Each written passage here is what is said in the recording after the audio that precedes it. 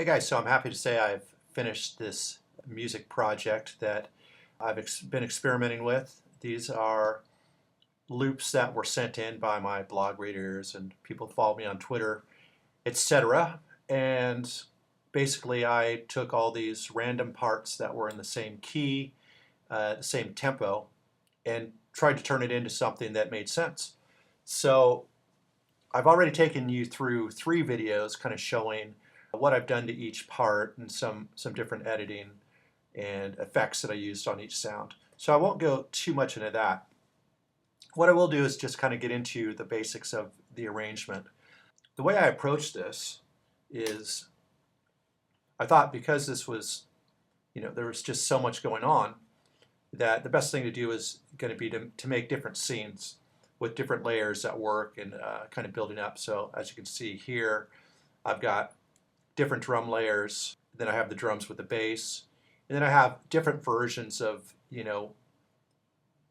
parts of the song that are kind of like the main parts, but using different elements because I wasn't sure like what direction I wanted to take it, or if I wanted to use all of them or just some of them, that type of thing. And then I have my break, and that's pretty much what I did. I just kind of put together the different elements here.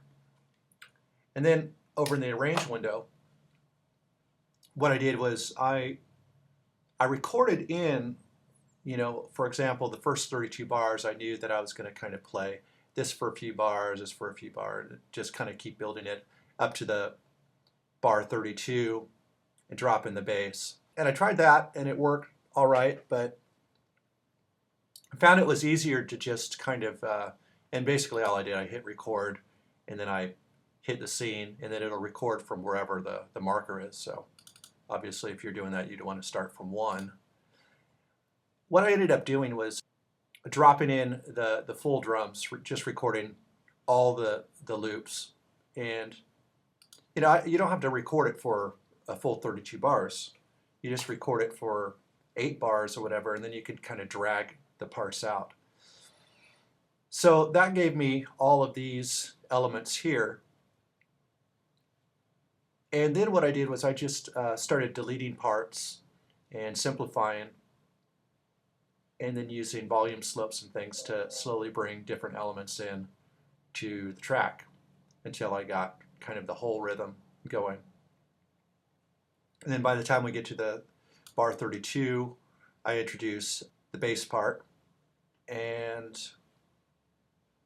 then what I did, I didn't try to arrange everything from there and just go in a completely linear fashion.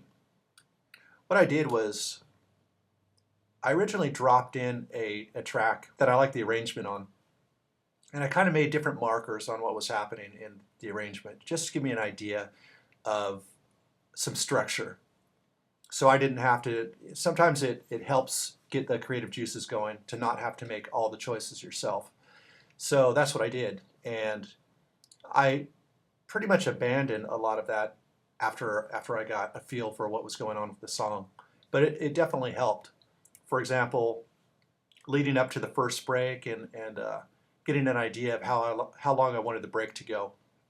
Although I changed it after I started creating it, what I did was I had like the first 64 bars here that was kind of unmixed, but I had the basics for it. And then I just dropped in the break over here. That way I knew that I had to kind of fill in the gap from this location all the way to here and have it work in a way that makes sense.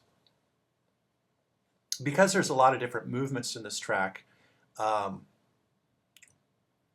lot of what will happen is one part will fade out while another one's fading in.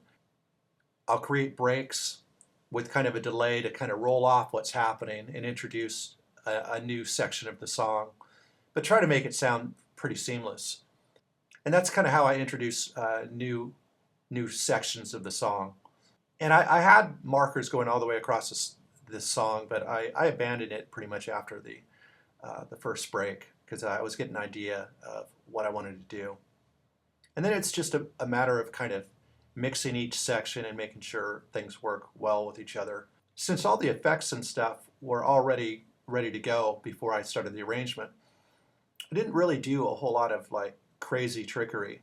It's kind of more about, when you add another layer, figuring out what you can remove and have the song still sound good.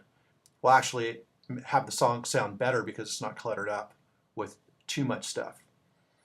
And this track here does have a lot of stuff going on, so I had to kind of keep all of that in mind while I was going. And when I wanted to create a new section, typically what I would just do is copy, my basic rhythm structure in, just like before, and then I'd kind of change it around and I'd pull out one element and I'd go over to my loops here and figure out what elements I hadn't used yet and kind of start dropping them in and experimenting. Since I already had different scenes made up, it gave me an idea of what clips were going to work well together. And I'd already kind of made decisions on which parts were going to not be playing while a certain element was playing. I'll take you through the basic structure of the song, and I'll explain certain things. Down here on the master, I actually added just a simple delay and an EQ just for certain parts where I wanted the whole song to kind of go into a delay. It made transitions sound a lot smoother. So I do that 3 different points in the track. Let me kind of just roll you through what the song sounds like.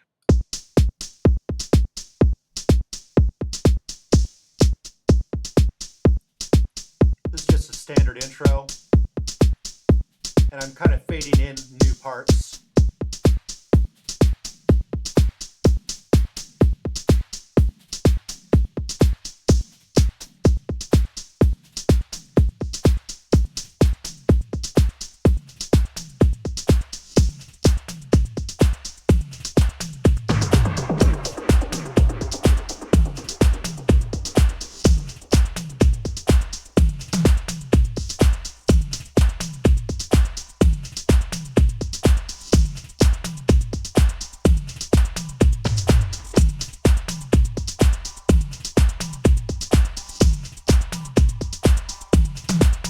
Here I bring in the bass coming up pretty quickly here,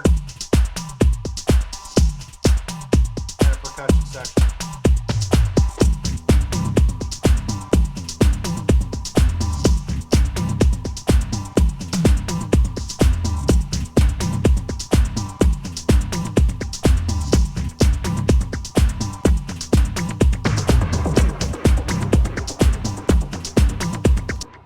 So that kind of gives you an idea of how the track gets started. I'll start bringing in the first element here.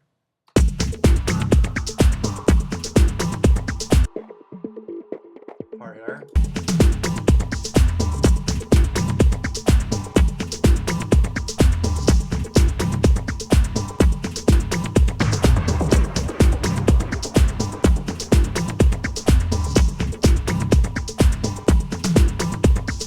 And then I start bringing in new elements here. So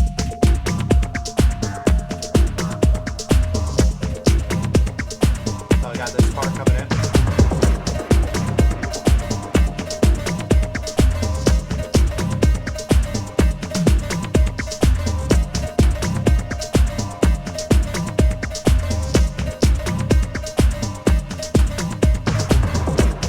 Fade this new part in here.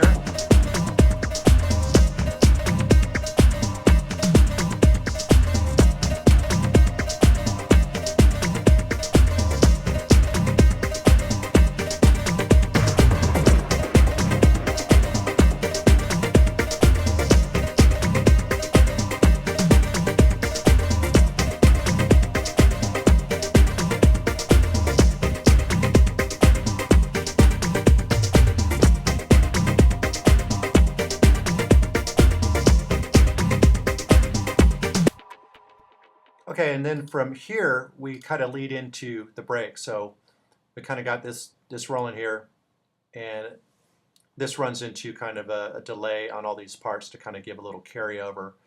And then down here, here's a different part, and I basically put together a bunch of layers here just to create a nice little build into this guitar part that I delayed and made into this real interesting atmospheric sound.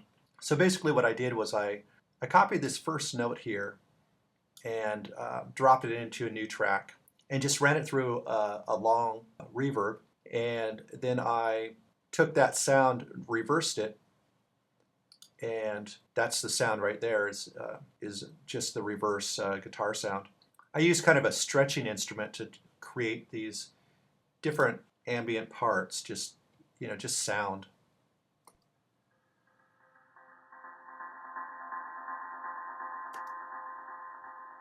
And this part here.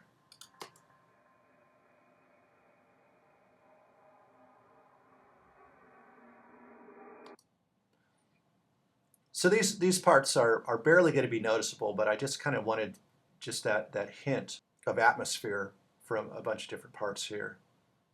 Here's another layer.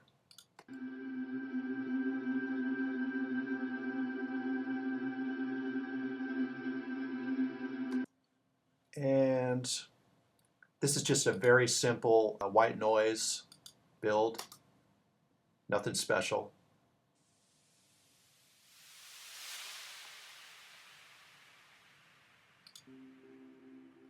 And then here's the reverse sound here.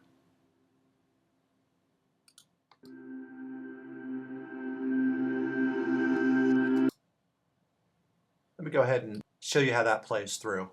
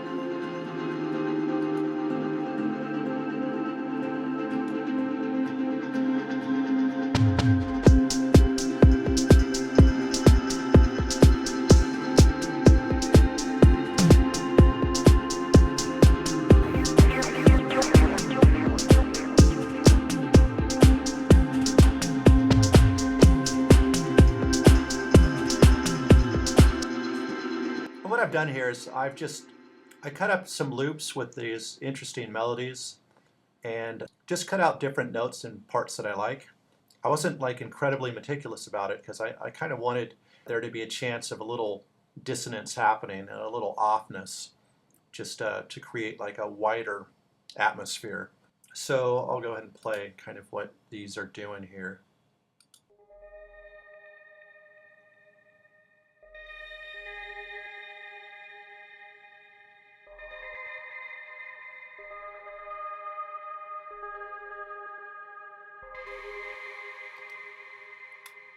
Then up here is something similar, but a different tone.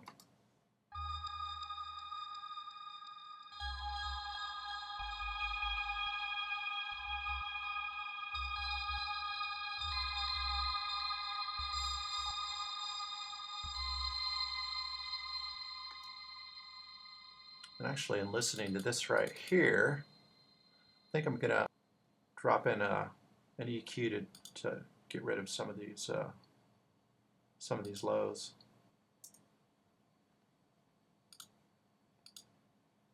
There we go. So then when we play this through,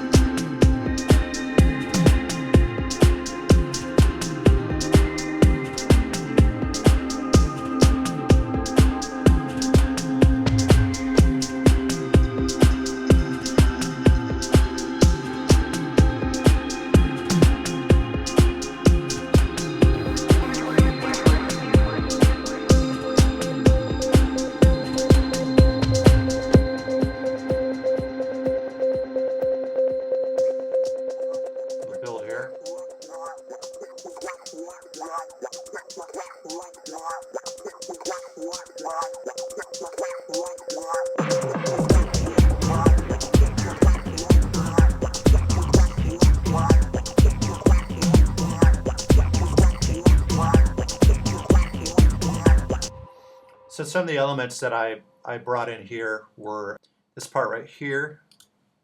I kind of let this build. This is kind of going on underneath the track, but it builds in volume as the break comes up.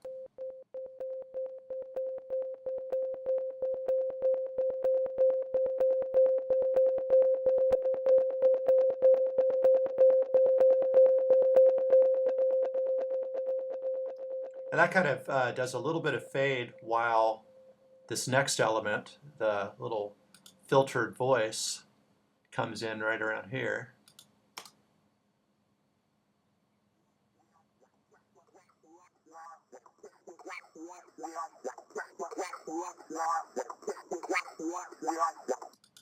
And then on top of that, as that comes in, I bring in this this acid line here.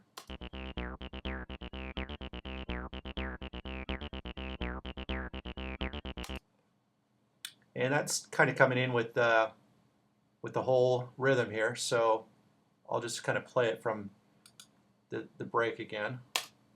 Oh.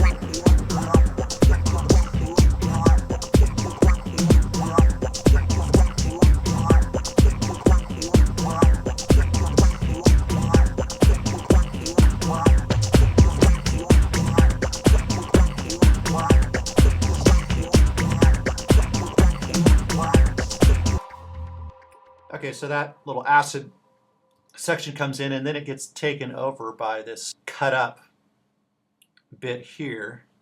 So I drop out a number of elements to make room for this here. And I'll tell you what I did. I recorded off, if you might remember, over here. I've got these loops here that are all being sent using follow actions. So every 16th note is being sent to another clip. And I also made some blank clips with nothing going on just to give it a little rest. And so I just hit that and recorded it in to the arrangement window, which it did. And then I consolidated that, and then I kind of started making cuts from there, cutting out little bits that I think carry on too much or make it sound a little bit too muddy. And then what I did was I grabbed an operator instrument with some noise, and I just made just a simple, the note didn't matter, so I just made a simple pattern here that is, okay, yeah, it's on 16th note. So it just hits a little pulse. Let's see if I can show you. Okay, so this is being controlled by this loop here. So basically what I've done is I set up a gate being sidechained from these loops. So every time something cuts, you get a little click in there, which just gives each element a little bit more bite. So when you play it together,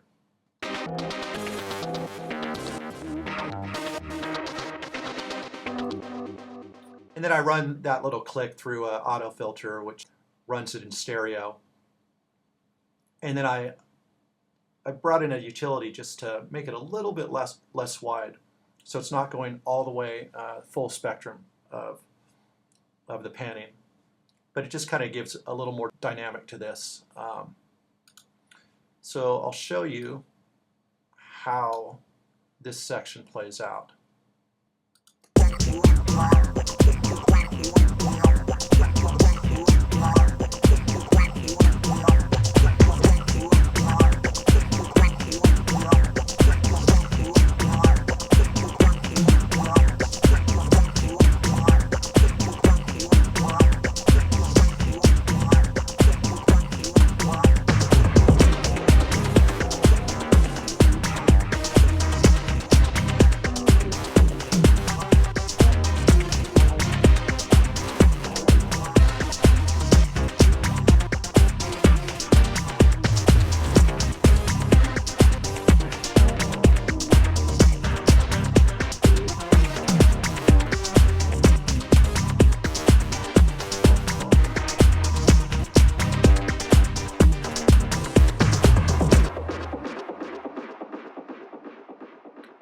Okay, so now as this is playing, I'm slowly creeping in a familiar element that was used earlier in the track, which is this part here.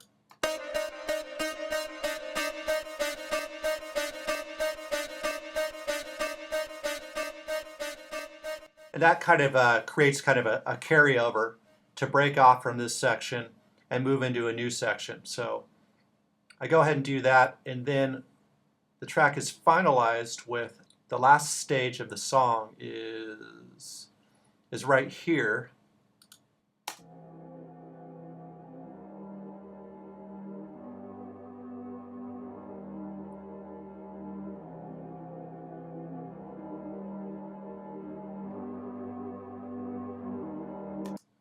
So this builds up and this kind of relaxes the song and prepares it for the outro.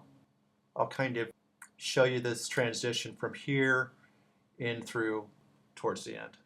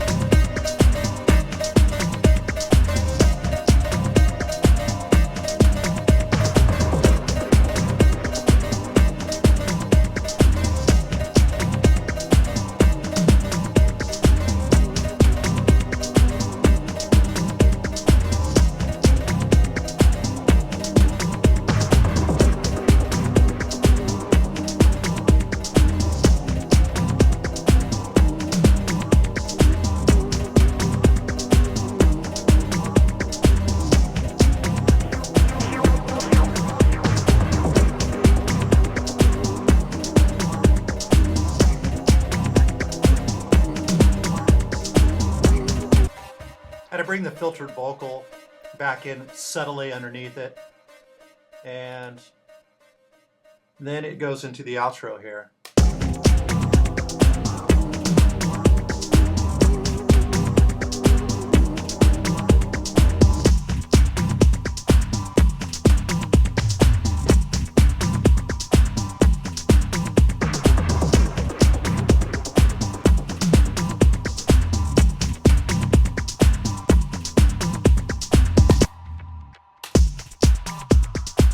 Chills out here.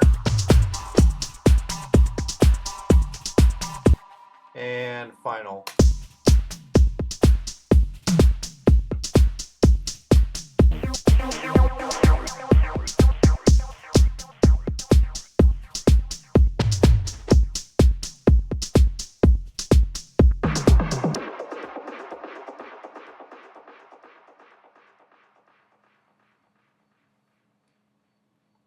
And that's it. So I'll have the full song available so you can download it, and then I'll package this whole song file so you can reverse engineer it.